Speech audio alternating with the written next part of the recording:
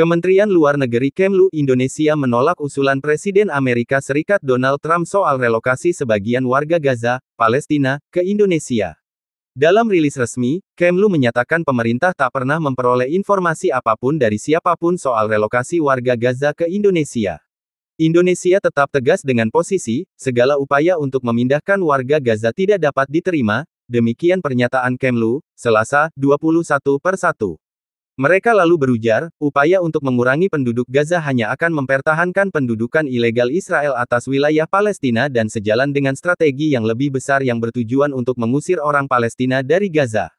Lebih lanjut, Kemlu menyatakan gencatan senjata di Gaza harus menjadi momentum untuk memulai dialog dan negosiasi guna mewujudkan solusi dua negara, sesuai hukum internasional dan parameter internasional yang disepakati.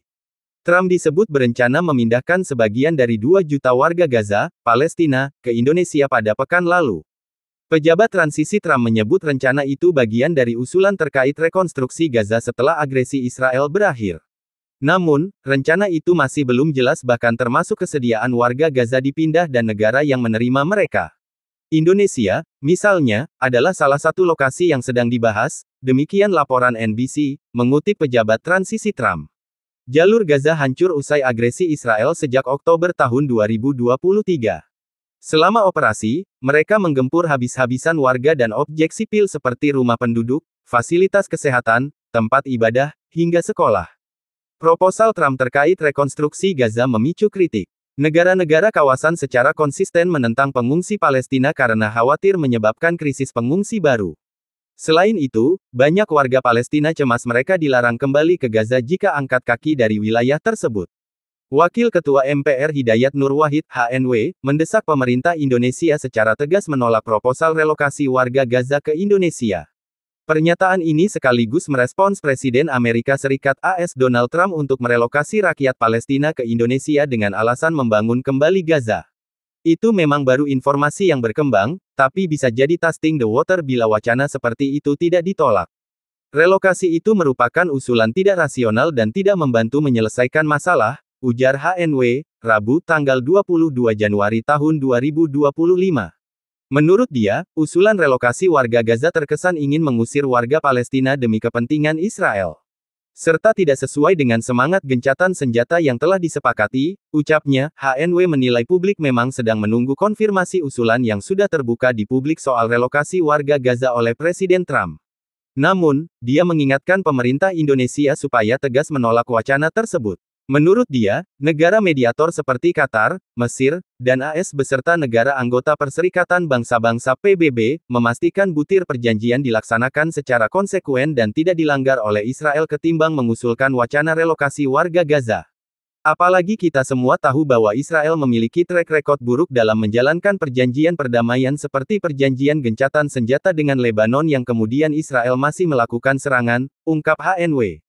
Dan dalam beberapa hari setelah perjanjian gencatan senjata dengan Hamas yang merepresentasikan rakyat di Gaza, Palestina, Israel justru juga tetap melakukan serangan ke wilayah tersebut, juga tidak sepenuhnya membebaskan tawanan Palestina dalam jumlah seperti yang disepakati semula, tambahnya.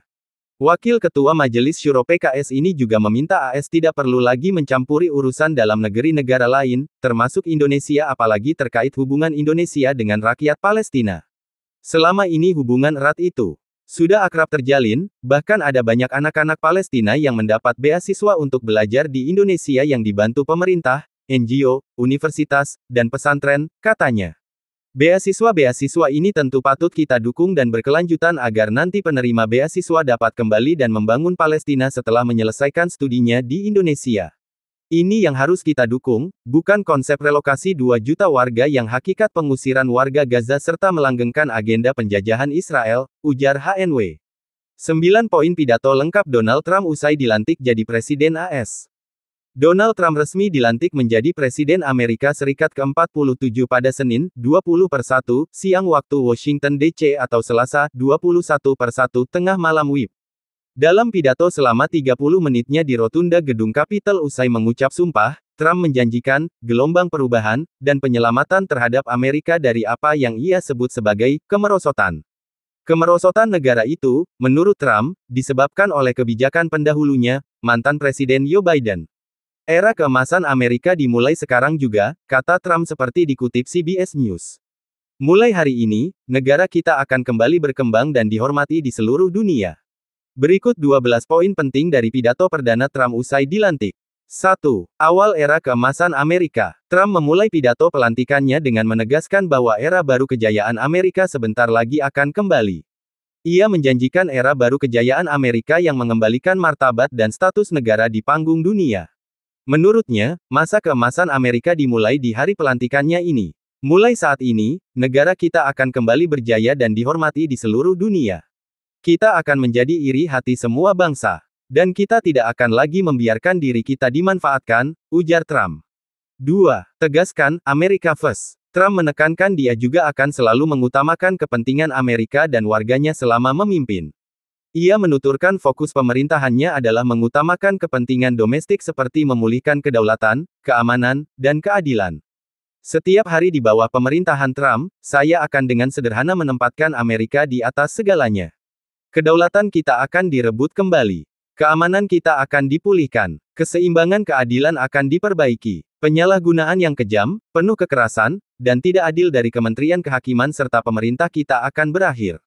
Prioritas utama kita adalah menciptakan negara yang bangga, makmur, dan bebas, papar Trump. 4. Sindir, kegagalan, Biden.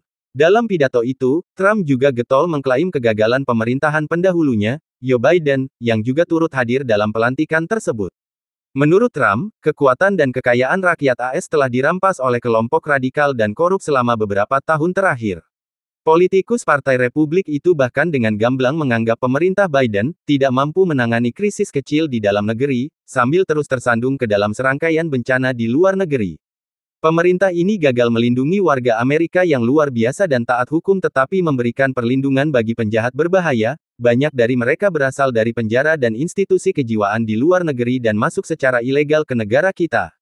Kita memiliki pemerintah yang memberikan pendanaan tak terbatas untuk mempertahankan perbatasan negara asing tetapi menolak untuk melindungi perbatasan Amerika, apalagi rakyatnya, kata Trump seperti dikutip dalam transkrip pidato Trump oleh CBS News. Trump juga membeberkan kegagalan pemerintahan Biden versi dirinya termasuk penanganan bencana seperti badai dan insiden di North Carolina hingga kebakaran lahan di Los Angeles, California yang telah menghanguskan belasan ribu hektare lahan dan bangunan. Atau lebih baru lagi, Los Angeles, di mana kita masih melihat kebakaran yang tragis terus berkobar selama berminggu-minggu tanpa pertahanan apapun. Api itu melahap rumah-rumah dan komunitas, bahkan mempengaruhi beberapa orang terkaya dan paling berkuasa di negara kita, beberapa di antaranya ada di sini sekarang. Mereka tidak lagi memiliki rumah. Itu menarik, ucap Trump. 5. Imigrasi makin ketat. Dalam pidatonya, Trump juga berjanji bakal memperketat kebijakan imigrasi dan perbatasan AS. Ia menegaskan akan langsung menekan ratusan perintah eksekutif, beberapa di antaranya terkait imigrasi dan perbatasan. Pertama, saya akan mendeklarasikan keadaan darurat nasional di perbatasan selatan kita. Semua upaya masuk secara ilegal akan segera dihentikan. Kita juga akan memulai proses memulangkan jutaan imigran ilegal yang terlibat dalam tindak kriminal ke tempat asal mereka, ucap Trump. Trump bahkan akan mengerahkan pasukan ke perbatasan selatan Amerika yang bersebelahan langsung dengan Meksiko, untuk menghadang invasi yang telah merugikan negara kita. 6. Pemulihan ekonomi Amerika. Trump juga berencana memulihkan perekonomian Amerika yang ia klaim kembali berantakan dengan berbagai kebijakan dan kerjasama internasional yang merugikan negeri Paman Sam. Trump bertekad mengandalkan sumber daya energi Amerika untuk menurunkan harga, meningkatkan produksi, dan menjadikan AS eksportir energi utama. Trump juga akan menerapkan tarif ke negara asing dan menjadikan AS sebagai negara manufaktur lagi, bersaing dengan China. Saya akan mengarahkan seluruh anggota kabinet saya untuk mengerahkan kekuatan besar yang mereka miliki demi mengalahkan inflasi yang memecahkan rekor dan menurunkan biaya serta harga dengan cepat. Krisis inflasi ini disebabkan oleh pengeluaran besar-besaran dan kenaikan harga energi yang tidak terkendali, kata Trump. Karena itu, hari ini saya juga akan mendeklarasikan keadaan darurat energi nasional. Kita akan melakukan eksplorasi energi besar-besaran.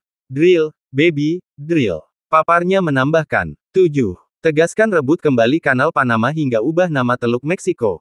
Trump menegaskan akan merebut kembali tempat yang seharusnya sebagai negara terbesar, terkuat, dan paling dihormati di dunia, yang menginspirasi kekaguman dan penghormatan seluruh dunia.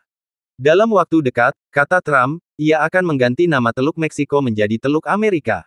Dan kita akan mengembalikan nama Presiden William McKinley yang hebat ke Gunung McKinley, di tempat yang seharusnya dan memang menjadi tempatnya. Presiden McKinley membuat negara kita sangat kaya melalui tarif dan bakatnya, ucap Trump. Saat memuji pencapaian McKinley, Trump juga menyinggung terusan Panama, yang menurutnya dengan bodohnya telah diberikan kepada Panama secara penuh. Trump turut mengeluh soal kapal-kapal dagang Amerika dikenakan biaya yang sangat tinggi dan tidak diperlakukan dengan adil saat melewati Kanal Panama.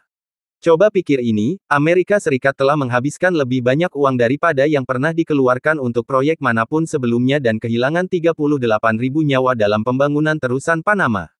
Kita telah diperlakukan dengan sangat buruk akibat pemberian bodoh ini yang seharusnya tidak pernah terjadi. Janji Panama kepada kita telah dilanggar, ujar Trump. Kapal-kapal Amerika dikenakan biaya yang sangat tinggi dan tidak diperlakukan dengan adil dalam bentuk apapun, termasuk Angkatan Laut Amerika Serikat. Dan yang lebih parah, China mengoperasikan terusan Panama. Dan kami tidak memberikannya kepada China, kami memberikannya kepada Panama, dan kami akan mengambilnya kembali. 8. Jadikan AS negara militer terkuat. Trump ingin mengembalikan kekuatan militer Amerika dengan fokus pada keamanan nasional dan menghindari konflik yang tidak perlu. Ia juga berjanji Amerika akan merebut kembali posisinya yang layak sebagai negara terbesar, terkuat, dan paling dihormati di dunia. Angkatan bersenjata kita akan bebas untuk fokus pada satu misi utama, mereka mengalahkan musuh-musuh Amerika. Seperti pada tahun 2017, kita akan kembali membangun militer terkuat yang pernah ada di dunia, ujar Trump.